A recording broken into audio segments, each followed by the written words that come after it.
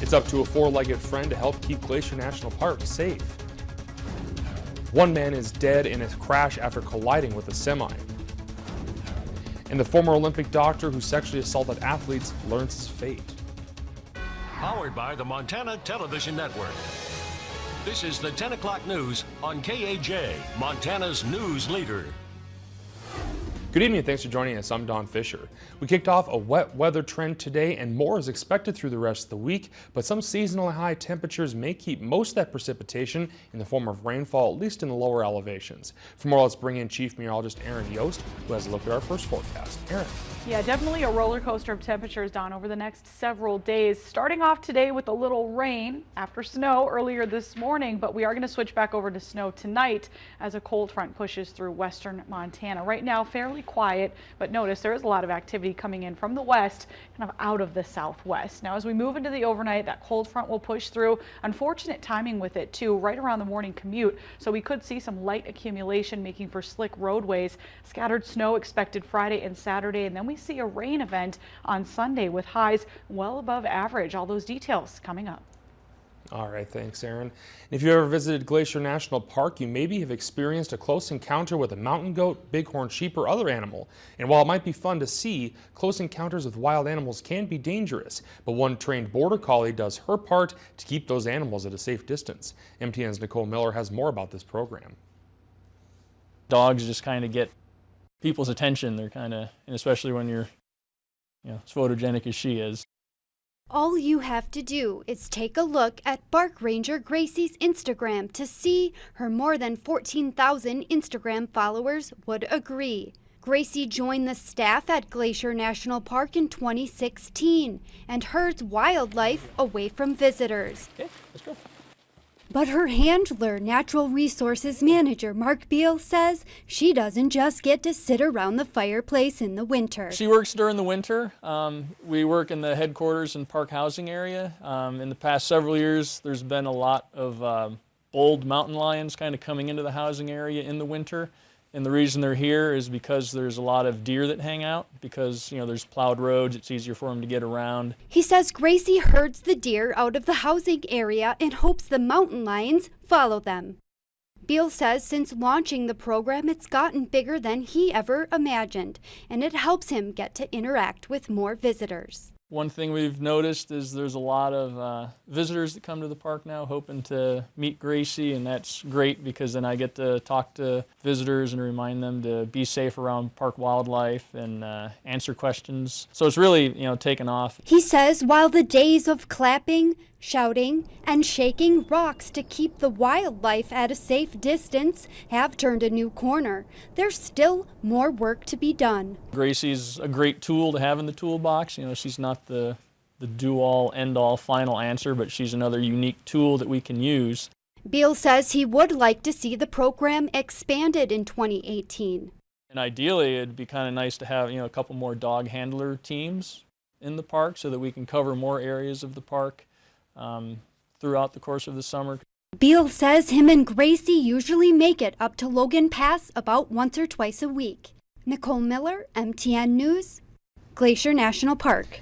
And the program is funded through private donations. Leaders with the Helena, Lewis, and Clark National Forest want to postpone a delayed timber project outside of Lincoln to do further analysis on how last year's wildfires affected the area. The Stonewall Vegetation Project is intended to reduce fuel for wildfires and improve forest health and wildlife habitat.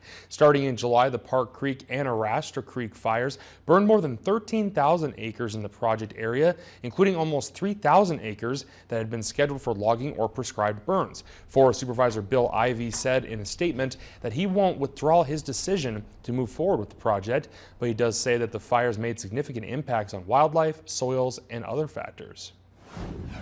We're going to have a limited analysis of some of those conditions that have changed based on the wildfires in the project area. That will also help provide us with the most current and changed information, as well as being able to provide that information to the courts. And the Stonewall project has been on hold since May of 2017 because of a lawsuit by environmental groups, including Alliance for the Wild Rockies. Mike Garrity, the group's executive director, said he wants the Forest Service to withdraw their decision before doing any additional analysis, and he said that this will ensure that the results aren't affected. One man is dead in a head-on crash between a pickup and a semi-truck on I-90 east of Missoula. It happened just after 3 o'clock this afternoon at mile marker 133 on I-90 near Beaver Trail Hill. The Montana Highway Patrol says the driver of the pickup was headed west when he crossed the center line into the path of oncoming traffic when he collided with the semi. The crash killed the pickup driver and injured the passenger, and the semi-truck driver did go to the hospital but was not seriously injured. We do not know the condition of the passenger at this time. Well, it is winter time. They should slow down, but at this point, nothing indicates that speed was a factor. The roads are dry, pavement good. So at this point, we don't know why the vehicle went into the median. And this crash does remain under investigation. Living on the streets, especially during a cold Montana winter, can lead to scary health situations like hypothermia or even death. But the reality is 1,529 Montanans are living on the streets in shelters, according to the 2017 Annual Homeless Assessment Report. Amongst that number is 205 veterans.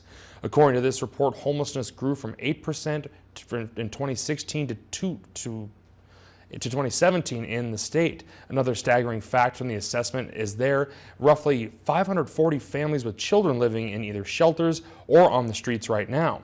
Reaching Homes Coordinator Teresa Williams, along with collaborating agencies, presented an update to their plan to end homelessness in Missoula. The plan launched in 2012 and is currently in stage 2, building a coordinating system. This is to reduce duplications of housing and service provider efforts and helps produce data for long-term goals. Some have joined this coalition with life experiences in mind, either overcoming their own drug addiction or police officers who see the struggles of homelessness every day. It takes every ounce of energy, compassion, humor, and patience that I can bring to this endeavor every day. It's been tremendously rewarding. It's been sad and heart-wrenching at times. And I really started to learn that what was helping me the most was being accepted, being told I was valuable, and really being welcomed into the community. They're accepted, and that they have the ability to move on from what is this momentary, brief, hopefully highly traumatic juncture in their life. And of the total number of homeless individuals in Montana, just over 64% live in shelters and almost 36% live on the streets.